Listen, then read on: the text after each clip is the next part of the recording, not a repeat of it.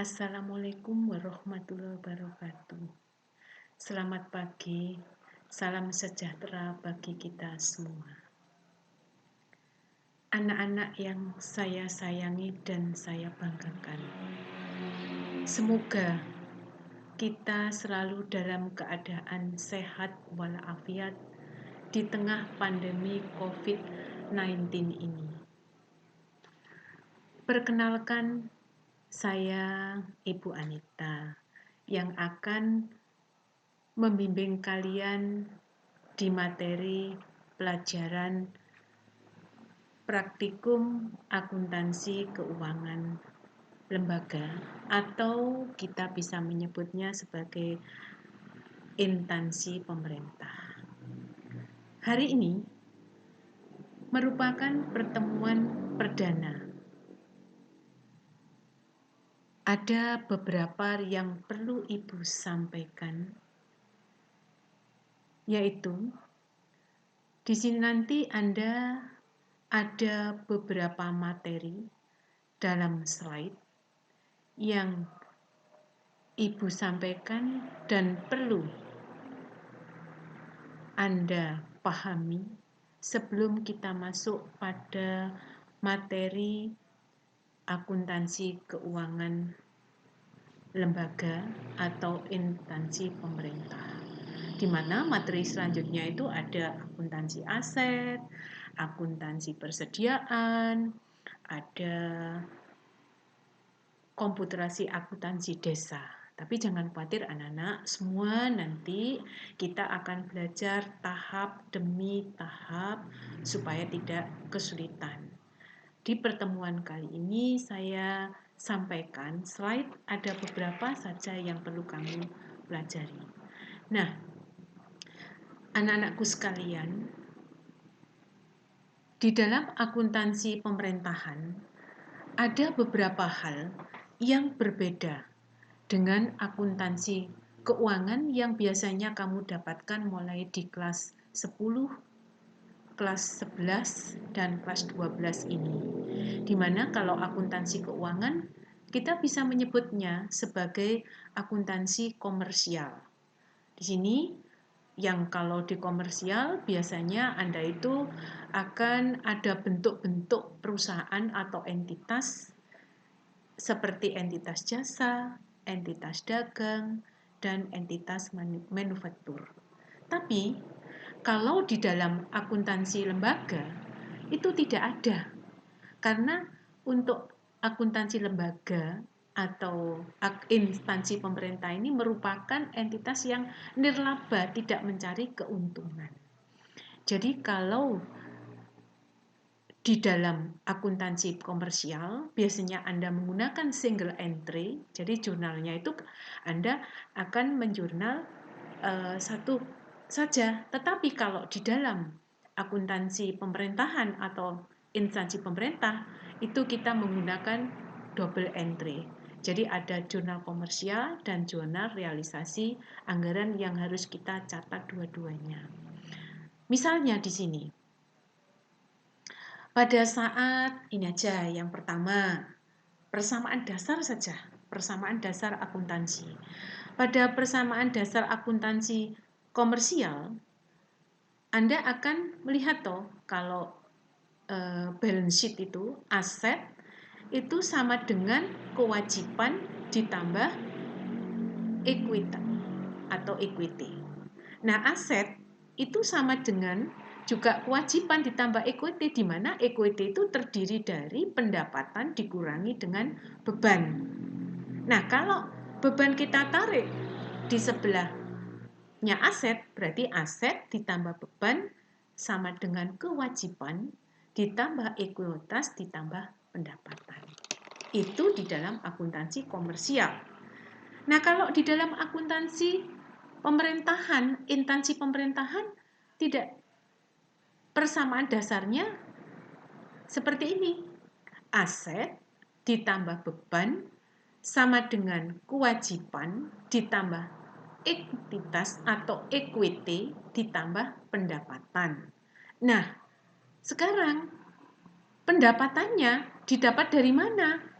Karena tidak sama dengan komersial, pendapatan nanti itu kita dapatkan dari ini penjumlahan pendapatan dari laporan operasional ditambah pendapatan laporan realisasi anggaran yang kita sebut sebagai pendapatan LRA ditambah dengan penerimaan pembiayaan.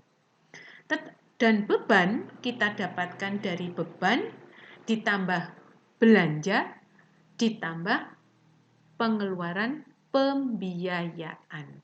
Jangan khawatir, semua ada di slide yang Ibu sampaikan pada pertemuan pertama ini.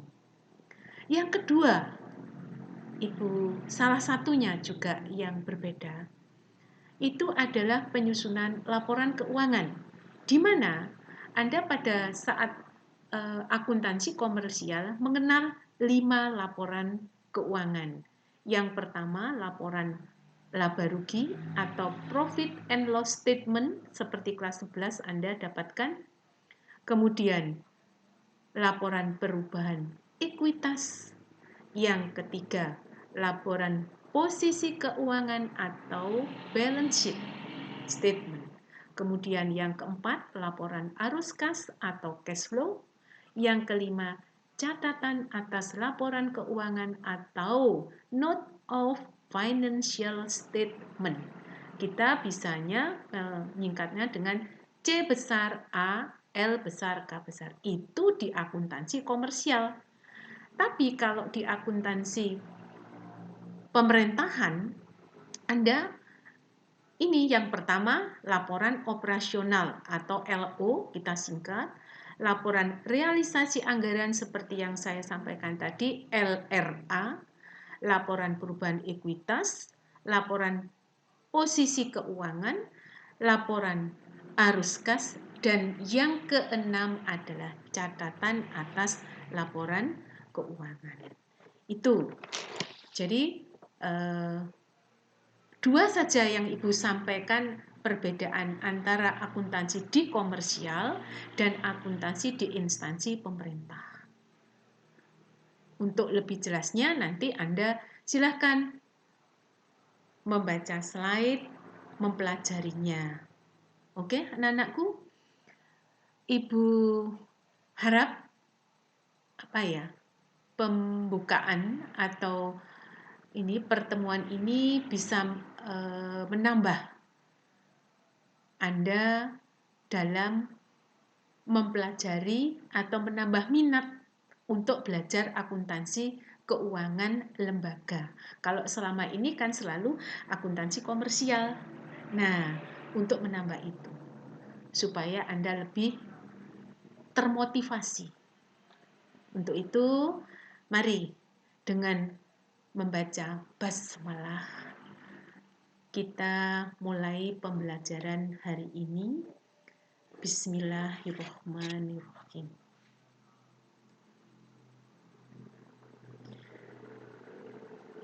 Nah, seperti di sini, di slide ini yang Ibu sebutkan tadi, ada laporan keuangan komersial, akuntansi komersial, ada laporan sektor publik yang sudah saya sebutkan tadi, di mana laporan komersial ada laba rugi, perubahan ekuitas, posisi keuangan, arus kas, dan seterusnya.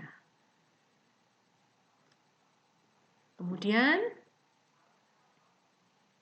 untuk akun, misalnya yang digunakan dalam akuntansi komersial, itu laporan laba rugi antara apa yang didapat, penghasilan berapa, dikurangi dengan beban. Tinggal disesuaikan entitasnya apa, jasa, dagang, atau manufaktur. Laporan posisi keuangan, sama ada aktiva atau aset, utang, dan ekuitas. Nah, kalau yang di sektor publik ada ini kok kalau di laporan ini komersial, laporan operasi. Nah, kalau akun yang digunakan di sektor publik di sini adalah pendapatan, beban dikurangi beban dan biaya. Sama kan dengan laporan laba rugi tadi, kalau di komersial Anda kan penghasilan atau pendapatan dikurangi beban. Tapi bedanya di sini apa? Pendapatan yang dari laporan operasional. Ingat, itu karena laporan LO. Yang kedua, laporan realisasi anggaran LRA. Maka akun yang kita gunakan nanti adalah pendapatan LRA dikurangi dengan belanja. Jadi laporan realisasi anggaran yang betul-betul sudah digunakan terrealisasi. Itu laporannya di laporan realisasi anggaran. Yang ketiga adalah laporan posisi keuangan, sama seperti biasanya, terdiri aktiva, utang, dan ekuitas. Nah, ini persamaan dasar yang sudah Ibu jelaskan tadi. Tidak perlu saya ulang karena di slide sudah jelas. Nah, untuk pemerintahan juga begitu. Untuk akun dan saldo normalnya silakan dibaca sambil dipelajari. Jenis-jenis akunnya, kelompok-kelompoknya akun semua sudah ada di dalam slide ini. Oke. Berikutnya adalah saldo normal akun. Di sini kalau di pemerintahan saldo normal debitnya itu debit tetap aset, beban, belanja, pengeluaran pembiayaan. Kalau normal kredit, kewajiban, ekuitas, pendapatan LO, LRA, dan penerimaan pembiayaan. Ini Anda harus hafal, sama dengan di akuntansi komersial, saldo normal debit. Misalnya kalau beban bertambah sebelah debit, berkurang sebelah kredit. Aset juga begitu, bertambah debit, berkurang kredit. Nah, di sini ini harus hafal ya sayang. Berikutnya, ini Ibu rangkumkan di sini supaya Anda juga tidak terlalu sulit. Aset saldo normalnya ada di debit. Penambahan di debit, pengurangan di kredit. Nah, kewajiban sama dengan di komersial. Kalau normal, kredit. Kalau ada tambah di kredit, kalau berkurang debit. Ekuitas sama, ya. Pendapatan sama. Karena kalau kita lihat di persamaan dasar, letaknya kan di sebelah pasifa. Kemudian kalau beban seperti yang Ibu katakan tadi, saldo normalnya di debit, penambahannya di kredit, pengurangan di sini di sebelah debit. Belanja sama ya. Kemudian di belanja sama dengan beban. Kemudian sama dengan pengeluaran pembiayaan ya, sama-sama itu ya, sebelah debit saldo normalnya itu sama antara beban, belanja, dan pengeluaran pembiayaan. Normalnya itu di debit, kalau ada penambahan di debit, ada pengurangan di kredit. Sedangkan penerimaan pembiayaan itu ada di kredit untuk saldo normal, dan penambahan ada di kredit sehingga pengurangan ada di debit. Untuk perubahan SAL itu selisih anggaran lebih. Jadi di kelas 11 dulu Anda sudah banyak sekali singkatan-singkatan yang harus Anda hafalkan. Itu menyesuaikan. Penanggung jawab uang di sektor publik itu kita mengenal dua, di bendara penerimaan dan bendara pengeluaran. Silakan nanti Anda membaca di slide. Untuk kas bendara penerimaan itu bertanggung jawab dan berkewajiban kegiatannya apa saja, silakan dibaca di slide ini. Kemudian kas di bendara pengeluaran, jadi dipisahkan, ada bendara penerimaan, ada bendara pengeluaran, itu ada di slide ini. Kemudian transaksinya, kalau di bendara penerimaan ada pengakuan piutang, penerimaan piutang, transaksi timbal balik atau reciprocal berupa penyetoran uang ke kas daerah. Nanti ada keterangan lebih lanjut di materi berikutnya. Kemudian transaksi penerimaan uang muka pendapatan. Di bendara pengeluaran itu transaksi seperti ada di slide ini. Berikutnya jurnal atau analis transaksi. Nah, di sini jurnalnya dilakukan sesuai dengan format persamaan akuntansi.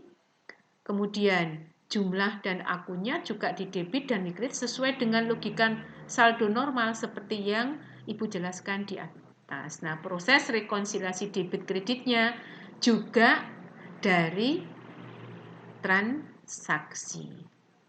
Kemudian yang diperlukan di sektor publik yang saya sebutkan tadi ada jurnal finansial dan yang kedua ada jurnal pelaksanaan anggaran. Ya. Kalau yang finansial untuk pencatatan transaksi berdasarkan accrual, ya, pencatatan pada laba operasional dan neraca.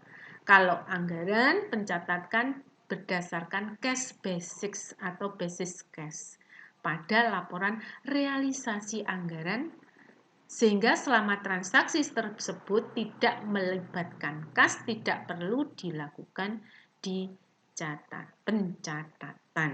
Jadi seperti yang Ibu jelaskan tadi. Kemudian transaksi dan jurnal kas di bendara penerimaan.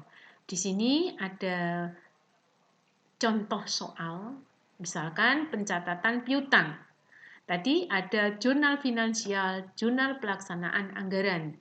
Contohnya di sini SKPD Surat Ketetapan Pajak daerah berupa pajak hotel diterbitkan sebesar 10 juta yang merupakan pendapatan SKPD. SKPD itu apa? Satuan Kerja Perangkat Daerah, misalkan Kota Malang. Nah, pajak daerah di jurnal finansialnya kita akan menjurnal piutang pajak daerah 10 juta debit, kreditnya pendapatan pajak hotel LO, laporan operasional 10 juta. Nah, di pelaksanaan anggaran tidak ada pencatatan karena transaksi tersebut tidak menyebabkan kas pemerintah daerah berubah. Berikutnya, penerimaan piutang pendapatan. Ya, ada di situ contoh soal bendara penerima SKPD menerima piutang pendapatan. Nah, di sini menerima uang pajak hotel sebesar 10 juta. Nah, menerima ini. Bendaranya menerima. Maka di jurnal finansial Anda akan menjurnal kas bendara penerimaan, debit dan kreditnya piutang pajak 10 juta. Nah, pelaksanaan anggaran karena menerima uang, ada uangnya kita catat perubahan SAL 10 juta dan pendapatan pajak hotel LRA 10 juta. Yang perlu kalian ketahui, untuk jurnal pelaksanaan anggaran itu debit kreditnya itu kalau debitnya sudah perubahan SAL maka kreditnya yang lain, akun yang lain. Begitu juga kalau perubahan salnya itu ada sebelah kredit, maka debitnya pasti akun yang lain. Itu di pelaksanaan anggaran. Berikutnya, transaksi timbal balik bisa Anda lihat di sini di slide ya. Tidak usah Ibu jelaskan karena sudah jelas ini. Nah, berikutnya uang muka pendapatan sama dengan slide yang tadi harus di jurnal 2, finansial dan pelaksanaan anggaran. Ya. Jadi debitnya kalau di pelaksanaan anggaran LRA itu perubahan SAL debit, kreditnya pendapatan pajak. Nah, berikutnya kita ini transaksi yang ada di bendara pengeluaran. Kalau tadi penerimaan, sekarang pengeluaran. Yang pertama di sini ada contoh pengeluaran SKPD menerima SP2D. Singkatannya ada itu surat perintah pembayaran. Ya. Daerah ya.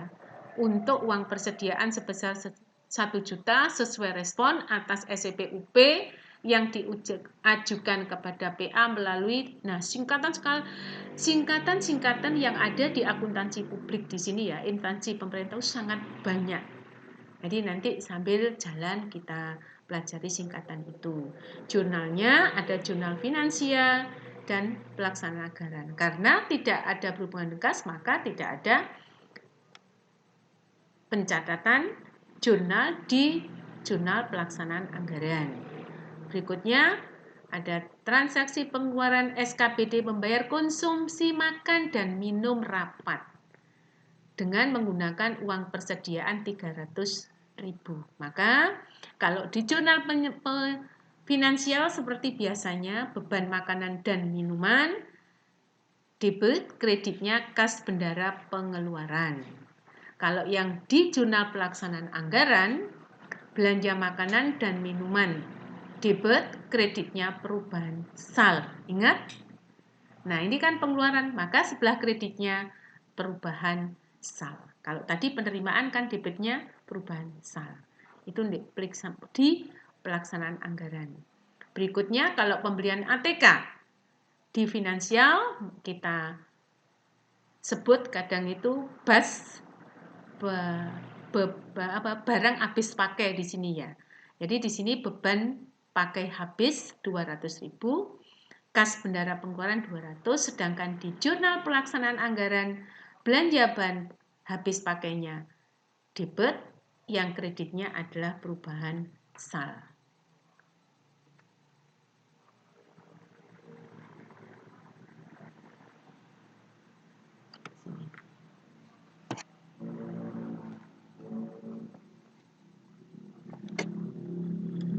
Berikutnya ya, transaksi ini diterbitkan pembayaran gaji pokok sebesar 4 juta.